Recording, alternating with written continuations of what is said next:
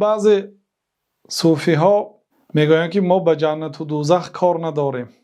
المهم این است که من وظیفه خود را اجرا کنم، الله تعالی را عبادت کنم، الله تعالی از من راضی باشد، خواه مرا به دوزخ پرتاید خواه مرا به جنت پرتاید، من کار ندارم.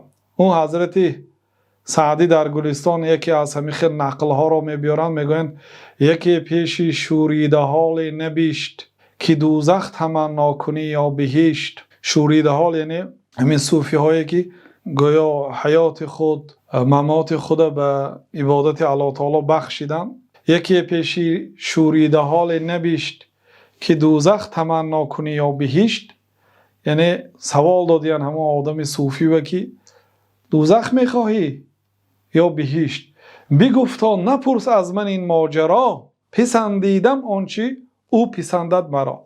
نپرس از من این ماجرا، این مسئله های از من نپرس، برای من پسند است هر آن چیزی که الله او را پسندد. یعنی اگر مرا به دوزخ مناسب داندم من راضی هستم، به جنت مناسب داندم راضی هستم بودم. یعنی این طبق سنت و طبق قرآن نیست. برای آنکه پیامبر صلی الله علیه وسلم در یک شبانه روز 10 مراتبه از آتش دوزخ پناه می‌طلبیدند.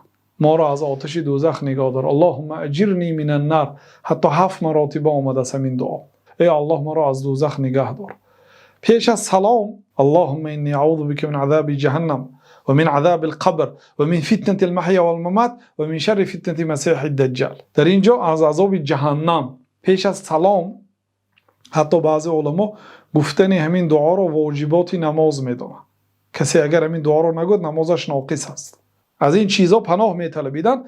در هر یک نماز پیش از سلام از آتش دوزخ پناه میطلبیدن.